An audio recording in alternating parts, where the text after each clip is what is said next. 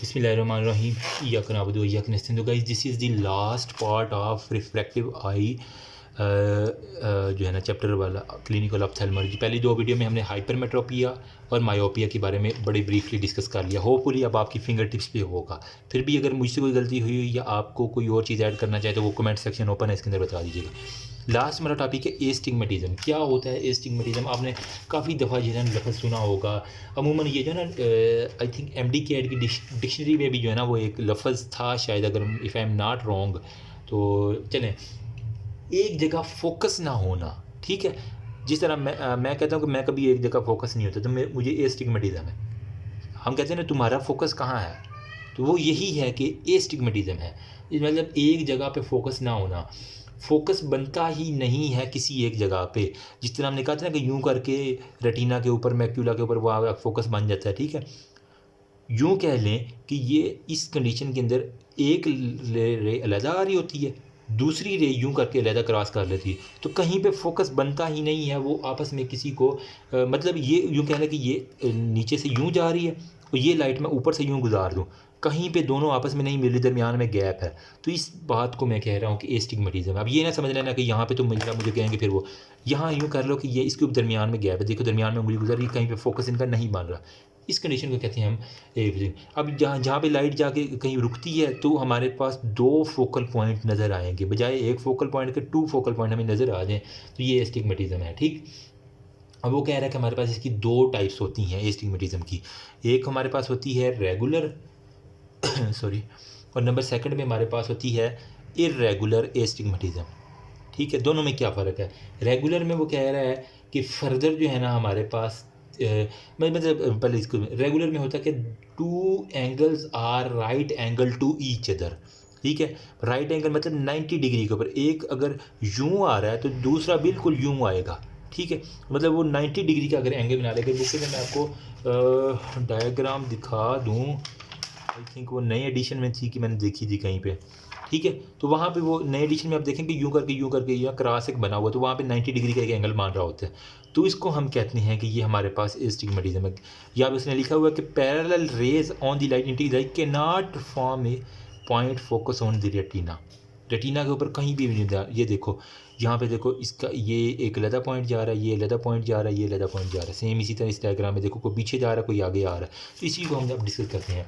तो इसके अंदर वो रेगुलर में मतलब याद रखना कि 90 डिग्री आपने रेगुलर के अंदर याद है। रेगुलर जो है ना वो कोल्ड ड्रिंक लीटर वाली 90 रुपये की आती है ना, तो वहीं से याद कर लेना बस। अच्छा, एक हमारे पास रेगुलर में होता है सिंपल होती है, एक हमारे पास होगी कम्प्लेक्स होगी, और एक हमारे पास होगी मिक्सड होगी। तीनों में क्या फ़र्क है? सिंपल में वो कह रहा है कि in front of the retina, retina और इन फ्रंट ऑफ रेटिना या बैक ऑफ द रेटिना, दो बातें उसने लिखी हैं। जो फोकल पॉइंट है, एक हमारे पास जो है ना वो कह रहा है कि रेटिना के ऊपर बनाएगा, और नंबर सेकंड पे इन फ्रंट ऑफ रेटिना बन जाएगा। बताता हूँ क्या होता है फ्रंट ऑफ रेटिना। या फिर एक पॉइंट रेटिना के ऊपर बन जाएगा और दूसरा जो है ना वो on back of the retina बन जाएगा, ठीक है। मतलब ये हमने लाइट मारी, आंख से लाइट आई, एक जो है ना वो चुप करके मासूम सा था, रेटिना भी बन गया।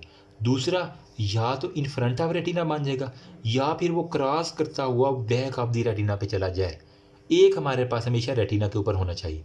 इस कंडीशन को हम कहेंगे एस्टिग्मेटिज्म है, लेकिन वो सिंपल टाइप का है। कहीं पे भी दोनों पॉइंट आपस में नहीं मिल रहे, या तो वो फ्रंट के ऊपर दूसरी रे गद्दारी कर गई है, ठीक है, या फ्रंट पे रह गई है, या फिर वो बहुत दूर हाइपर पे चली गई है, ठीक है। ये मायोपिक वाली कंडीशन, ये हाइपरमेट्रोपिक वाली में कहीं ना कहीं आ रही।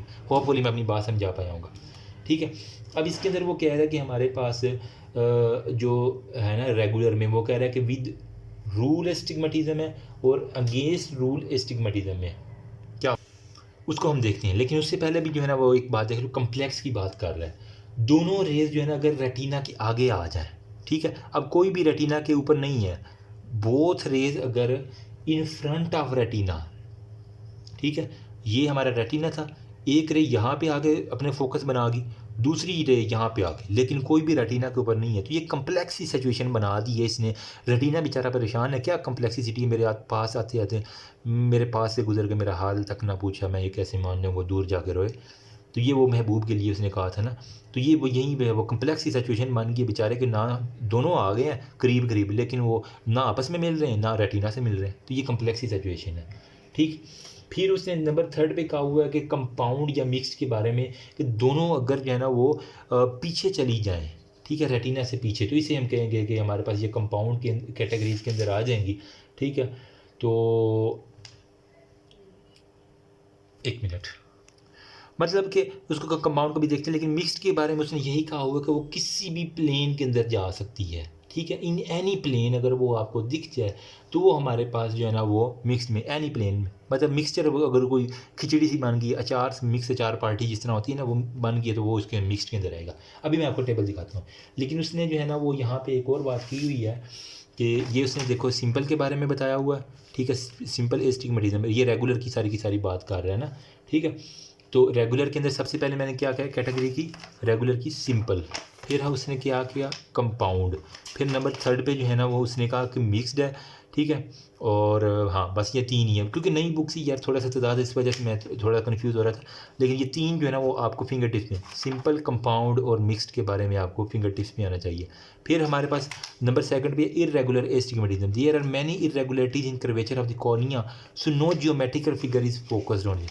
यहाँ पे कह रहा है कि वो कॉर्निया ही इतना, जो आई का फ्रंट वाला पोर्शन है वो इतना रेगुलर है कि कहीं से ऊपर है कहीं से नीचे, तो कहीं से लाइट यूं करके जा रही है, यूं करके जा रही है, तो इरेगुलर से अगर मान जाएगा तो वो इसे हम कहेंगे इरेगुलर एस्टिग्मेटिज्म। तो ये था हमारे इन दोनों के बारे में। रेगुलर में हमेशा 90 डिग्री आपने बना देना है, और यहाँ पे जो है ना वो यहाँ पे देखो ना right angle to the each other है, यहाँ पे 90 डिग्री और यहाँ पे कोई भी एंगल नहीं हमारे पास होगा, तो इरेगुलर हो जाएगा। ठीक, फिर उसने जो है ना वो कहा हुआ है कि हाँ, इसका यार एक मिनट, मैं इसको ना एक टेबल की फॉर्म में आपको दिखाता हूँ। एक मैंने टेबल देखा था बड़ा अच्छा, हमारे टीचर ने हमें बताया था। रेगुलर की जो है ना अगर आपके पास एक क्वेश्चन आ जाए तो आपने क्या करना है, सबसे पहले आपने लिखना है सिंपल। ठीक है, फिर यहाँ पे आपने लिखना है कंपाउंड, और यहाँ पे आपने लिखा देना मिक्स्ड अचार पार्टी। ठीक है, SMC क्या होता है ये, शालामार मेडिकल कॉलेज एक आई थिंक था ना। ठीक है, हाँ, या शायद इस्लाम मेडिकल कॉलेज, ये भी बन सकता है जो भी बना लेना। ठीक है, सिंपल में हमारे पास क्या होगा, 2 आ जाती हैं, एक हमारे पास होगा, एक हमारे पास रेटिना के ऊपर बनेगा और दूसरा focus in front of retina. Number 2 पे कैटेगरी था रेटिना के ऊपर, या फिर दूसरा नंबर पे हमारे पास बिहाइंड रेटिना। ठीक है, अब यहाँ पे भी डायग्राम मार के आपने डायग्राम बना के आनी, यूँ रेटिना बना के ना एक रेटिना के ऊपर फोकस करवा देनी है, दूसरा इन फ्रंट ऑफ रेटिना, या फिर एक रेटिना के ऊपर फोकस करा के बैक ऑफ दी रेटिना। ये हमारे पास सिंपल की कहानी ख़त्म होगी। ये मैंने समझाना चाहता। कंपाउंड में क्या होगा, कंपाउंड में वो कह रहा है कि हमारे पास 2 कैटेगरीज में आ जाएगा, या वो मायोपिया होगा या वो हाइपरमेट्रोपिया की कंडीशन होगा। मतलब दोनों रेज जो है ना वो इन फ्रंट ऑफ रेटिना के ऊपर आ सकती हैं, लेकिन मिलेंगी ना रेटिना से ना आपस में मिलेंगी, या फिर हाइपरमेट्रोपिया वाली, यानी दोनों जो है ना बिहाइंड रेटिना जाएंगी। अगर इसको मैं यूँ करूँ, बिहाइंड रेटिना जाएंगी लेकिन फिर भी वो आपस में ना मिलेंगी। ठीक है, back of the retina both ले होंगी। मिक्स्ड में क्या हो सकता है, हो सकता है कि जो है ना वो हमारे पास एक फ्रंट पे आ जाए। ठीक है, ये भी तो कंडीशन हो सकती है, एक आगे आ जाए दूसरी रेटिना की बजाय पीछे चली जाए, और नंबर 2 वाली जो है 1 इन फ्रंट और 1 इन बैक में आ जाए, तो ये हमारे पास जो है ना मिक्स की कंडीशन होती है। तो ये होपफुली अब आपको कंसेप्ट समझ आ गया। अगर ये डायग्राम के साथ यूँ बना दोगे ना तो इंशाल्लाह आपके मार्क्स नहीं घटने वाले, मेरा ख्याल है, आई थिंक मैं। अच्छा, अब जो है ना ये रेगुलर की मैंने पूरी जो है ना वो जितना मुझे आता था हमारे टीचर ने जितना बताया, फिर भी अगर किसी को कोई मसला हो तो फिर भी वो कमेंट सेक्शन में पूछ ले। अच्छा, अब जो है ना वो हमारे पास इरेगुलर की थोड़ी सी बात कर लेते हैं, क्योंकि इरेगुलर कहेगा मुझे तो तुमने पूछा ही नहीं है। इरेगुलर में हमने कहा कि मल्टीपल फोकाई सीन होते हैं, मल्टीपल, उसके अंदर हमारे पास रेगुलर में 2 थे, यहाँ पे कोई एक यहाँ पे दिख रहा है, दूसरा यहाँ पे, तीसरा यहाँ पे, चौथा यहाँ पे, पांचवा यहाँ पे। मल्टीपल फोकाई का नाम आपने याद रखना है, 2 से ज़ायद होंगे। ड्यू टू चेंज इन क्या, जो कॉर्निया था फ्रंट ऑफ द आई था, इसके एंगल के अंदर, कॉर्नियल कर्वेचर के अंदर जितने भी चेंजेस हैं ना, इसकी वजह से हमारे पास क्या होगा, लियन होगा। और केराटोकोनस आपने एक कंडीशन पढ़ी होगी, ऐसा पेशेंट जो है ना वो केराटोकोनस के साथ आता है, मतलब उसकी बल्जिंग आई होती है आंखें बाहर की तरफ, नीचे जब उसको केराटोकोनस, जब उसकी आंखें कहें नीचे की तरफ देखो तो यूँ फटी फटी आंखें नज़र आती हैं। तो वो फटी फटी आंखें के दौरान ये कॉर्निया जो है ना इसकी जो है ना इरेगुलरिटी शुरू हो जाती है। अब जो लाइट यहाँ से गुजरेगी वो यहाँ पे मूव करेगी, जो यहाँ से गुजरेगी वो इधर चली जाएगी। तो मल्टीपल फोकल पॉइंट जो है ना वो आपको नज़र आ जाएंगे इसके अंदर। सेकंड पे वो कह रहा है कि हो सकता है कॉर्निया के साथ जो पीछे इसका खूबसूरत सा लेंस है इसके अंदर भी प्रॉब्लम आ जाए। तो ये भी एक बड़ी वजह है कि लेंस की प्रॉब्लम जो है ना वो मल्टीपल फोकाई की तरफ जाए। Disorientation of the refractive index of the cornea, number second में हमारे पास लेंस का। सो इसकी वजह से क्या होगा, विजन जो है ना वो उसकी डिक्रीज हो जाएगी और एस्टिग्मेटिक जो है ना वो आएगी। इसके अंदर क्या क्या आपको सिम्टम्स नज़र आएंगी, वो कहेगा डॉक्टर साहब मेरे तो सिर बड़ी दर्द होती है, हेडेक होगी, साथ में उसको टायर्डनेस ऑफ दी आई होगी, आंखों के गिर्द जो है ना वो बहुत थकावट फील करेगा, फोटोफोबिया होगा और वाटरिंग होगा। ये हमने ऑलरेडी पढ़ चुकी हैं ये कंडीशन। डायग्नोसिस किस तरह करना है, आपने रेटिनोस्कोपी कर लेनी है, केरेटोमीट्री कर लेनी है, कॉर्नियल टोपोग्राफी कर लेनी है, और बात यही का मोटी मोटी बातें। ट्रीटमेंट क्या करनी है इसके अंदर, उसके अंदर हमने क्या किया था, हाइपरमेट्रोपिया और मायोपिया में हमने क्या किया था कि माई की जो है ना वो फ्रंट में तो हमने कन्वेक्स लेंस यूज़ किया था मायोपिया में, हाइपरमेट्रोपिया में हमने कनकेव। लेकिन ये तो इरेगुलर है, कोई समझ ही नहीं आ रही कहाँ पे रेस जा रही, तो हमने क्या यूज़ करना है, हमने सिलेंड्रिकल लेंस जो है ना वो यूज़ करना होता है। बड़ी इंपॉर्टेंट बात बता रहा हूँ। सिलेंड्रिकल लेंस क्या करेगा, वो हर एक्सिस के लिहाज से जो है ना अपने आप को एडजस्ट करता है। बस इतनी बात याद रखो। सर पूछेंगे क्या है, ना तो हमने कन्वेक्स ना कनकेव, सिर्फ सिलेंड्रिकल सी वाला आपने लेंस यूज़ करना है। साथ में आपने सफ़ेरो से, अगर आपने लेंस चेंज करना है तो सफ़ेरो सिलेंड्रिकल लेंस आप यूज़ कर सकते हैं। हार्ड कंटेक्ट लेंस, मतलब उसकी आँख के गिर्द वो जो लड़कियाँ लगाती हैं ना खूबसूरत सा लेंस, तो हार्ड कंटेक्ट लेंस भी आप उसकी आँखों के अगर यूज़ कर सकते हैं। सर्जरी में आपने क्या करना है, केराटोमीट्री का कर सकते हैं, ठीक है, जिसके हम कर्वेचर को थोड़ा सा जो है ना वो ठीक कर लेंगे, ये वाले कर्वेचर जो है, या फिर लेज़र कर लेंगे, या फिर आपने फ़ोटोथेरापी वगैरह ये करके आपने, ठीक है, ये सारे का सारा हमने काम कर लेना। तो मैंने यहाँ पे इरेगुलर यहाँ पे देखो ना, लिम्बियल सर्जिकल में सिलेंड्रिकल लेंस, सेफनो सिलेंड्रिकल या हार्ड कॉन्टैक्ट लेंस यूज़ करके, डायग्नोसिस में रेटिनोस्कोपी, केराटोमेट्री, और हमने एस्टिग्मेटिक फैन टेस्ट लिखा हुआ है तो ये देख लेना। एक्स्ट्रा स्विचर लगा के जो है हम इसके सिलेंडर वगैरह को ठीक कर सकते हैं। बाकी लेज़र जो है लेसिक हो गया और लेजिक हो गया, ये आप देख लेना, कोई इतना मुश्किल नहीं है, ठीक है। लास्ट में हमारे पास आ जाता है अकोमोडेशन के बारे में, ठीक है। अकोमोडेशन के टॉपिक को डिस्कस करके बस ये आपकी वीडियो ऑलमोस्ट ख़त्म है। अच्छा, अकोमोडेशन में वो कह रहा है कि हमारे पास when distant vision is shifted to the near vision, ठीक है। अकोमोडेशन बेसिकली क्या होता है, जब डिस्टेंट विजन को हम नियर विजन के ऊपर शिफ्ट करते हैं तो हमारी आई जो एडजस्ट करती हैं। इसके अंदर क्या होता है, बेसिकली जो सिलरी मसल होती हैं वो हमारे पास कॉन्ट्रैक्ट करते हैं, जो जोन्यूल होते हैं वो हमारे पास रिलैक्स करते हैं, और लेंस जो है ना वो सिलेंड्रिकल बन जाता है, मतलब मोर कन्वेक्स बन जाता है, जिसकी वजह से हम दूर से जब नज़दीक की तरफ शिफ्ट करते हैं तो वो सिलेंड्रिकल बन जाता है और हमारी जो है ना वो रेटिना के ऊपर आ जाती है आराम से। इसे हम अगर लॉस ऑफ अकोमोडेशन हो जाए तो इसके लिए कंडीशन होती है जो बड़ी बड़ी बड़ी इंपॉर्टेंट होती है, what is presbyopia. Loss of accommodation is presbyopia, इसको हम कहते हैं प्रिस्बायोपिया, लॉस ऑफ अकोमोडेशन। और क्यों होती है अकोमोडेशन लॉस, वो कह रहा है एक बड़ी वजह है हमारी एज, उम्र के साथ साथ जो है ना वो हमारा अकोमोडेशन नहीं करता, हमें टाइम लगता है, फिर जो जो बूढ़ा होता है उसकी अकोमोडेशन नहीं सीख हो पाती, ठीक है। उम्र के साथ साथ क्या होता है, अकोमोडेटिव पावर जो है ना वो रिड्यूस हो जाती है due to elasticity of the lens. ये लेंस के जो फाइबर हैं, ठीक है, इनके अंदर इलास्टिसिटी होता है, खिंचाओ सिकुड़ाओ, खिंचाओ चिकुड़ाओ, तो इलास्टिसिटी वो कह लें कि उसकी रिड्यूस्ड हो जाती है, जिसकी वजह से हमारे पास अकोमोडेशन भी ख़त्म हो जाती है, ठीक है। तो अगर MCQs के अंदर आ जाए कि ई मेट्रोपिया, मतलब उसकी जो आई ठीक रह सकती है, वो नॉर्मली क्या है 40 साल तक जो है ना वो मोस्टली ठीक रहती है। हाइपरमेट्रोपिया जो है ना अगर जिन पेशेंट में हो तो वो मोस्टली 40 से पहले पहले आज बिफोर 40 में उनको हाइपरमेट्रोपिया हो सकता है। और मायोपिया की जो पेशेंट है ना वो मोस्टली 40 प्लस होते हैं। 40 साल के बाद मायोपिया के ज़्यादा चांसेस हैं, 40 साल से पहले हाइपरमेट्रोपी की, और 40 साल तक वो कह रहे हैं कि मोस्टली पेशेंट ठीक ही रहते हैं, ठीक है। एक कंडीशन है आइसोमेट्रोपिया, उसने कंडीशन लिखी है आइसोमेट्रोपिया के बारे में, when refractive power of both I R equal, ठीक है। ये आई और इसकी आई की दोनों रिफ्रैक्टिव पावर अगर इक्वल हों तो आइसो है, मतलब अगर इसके अंदर भी कोई भी सपोज करें कि इसके अंदर -1 है तो इसके अंदर भी -1 है, इसके अंदर +1 है तो इसके अंदर भी +1 है। जो चीज़ कमज़ोर हुई है दोनों जो है ना जुड़वा भाइयों की तरह हैं। इसके अंदर इसको भूख लगी है तो इसको भी वही भूख लगी है, इसको प्यास लगी है तो इसको भी प्यास लगी। इन सिंपल वर्ड इसको हम कहेंगे आइसो सेम। फिर एन आइसोमेट्रोपिया एक कंडीशन है, एन आइसोमेट्रोपिया। इसके अंदर when refractive power is unequal in both I.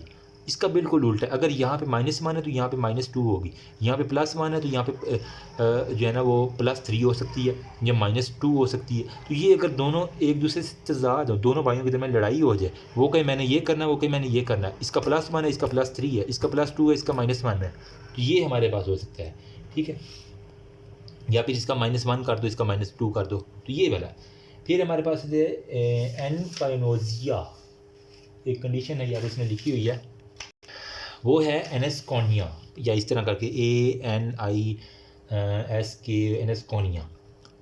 इसमें क्या होता है, दो इमेजेस जो है ना वो उसकी आंखों में जो है ना वो 2 इमेजेस फॉर्म्ड। एक इमेज उसको बड़ी नज़र आती है, दूसरी आई से वो देखता है तो उसको एक छोटी इमेज नज़र आती है।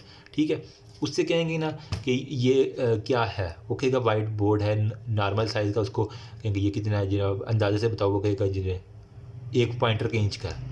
फिर उसे कहेंगे अब दूसरी आंख से देखो तो वो कहेगा ये तो बिल्कुल जो है ना वो छोटी सी मुझे डब्बी नज़र आ रही है।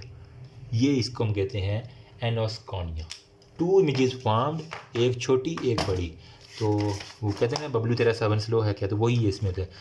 तो ये देखो एन आइसोमेट्रोपिया में दोनों जो है ना वो आइसो में हमारे पास दोनों एक प्रिस बायोपिया में देखो ना अकोमोडेशन वैसे कहाँ गई है। ठीक है, यहाँ पे देखो प्रिस बायोपिया अगर अकोमोडेशन रिफ्लेक्स लॉस हो जाए तो प्रिस बायोपिया कहते हैं, वो क्या कह रहे हैं इलास्टिसिटी ऑफ क्रिस्टलाइन लेंस उसकी कम हो गई है। या फिर हाइपरमेट्रोपिया या मायोपिया के केस में वो कह रहा है कि मायोपिया 40 के बाद होता है, हाइपरमेट्रोपिया 40 से पहले होता है। सिम्टम्स वही है कि वो आप देख लेना कन्वेक्स लेंस जो है ना उसकी ट्रीटमेंट। एन आइसोमेट्रोपिया में क्या होता है, हमारे पास दोनों अनइक्वल रिफ्रैक्टिव पावर होती हैं, एक -1 है तो +2 हो गई ये सारी की सारी। फिर एन आइसोकोनिया 2 इमेजेस आती, 2 eyes are unequal on size and shape. ठीक है, इवन उसको साइज़ भी डिफरेंट लगेगा और वो इसके कहेंगे ये क्या है, वो कहेगा रेक्टेंगल है, उसको कहेंगे भाई ये क्या है, दूसरी आंख से देखो वो कहेगा ये तो गोल दायरा नज़र आ रहा है। ये इस कंडीशन है इसकी। ट्रीटमेंट भी क्या है, हमारे पास कोई ग्लासेस होती हैं एनाइकोनिक ग्लासेस।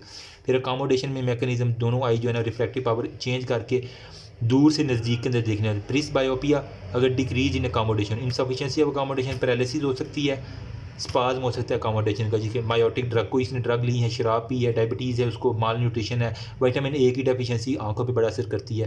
डिफेक्टिव विजन होती है तो ट्रीटमेंट डिपेंड करता है क्या काज है उसके ऊपर। अगर विटामिन की डेफिशिएंसी है तो वो दो, अगर उसने ड्रग ली है तो उसकी वो ख़त्म करवा दे टॉक्सिसिटी। तो that's all about refractive error. तो होपफुली मैं समझा पाया हूँ अपनी बात जितना यार मुझे आता था। नो डाउट कोई इतना हैवी लेक्चर नहीं थी, लेकिन फिर भी आई कैन ट्राई हार्डर।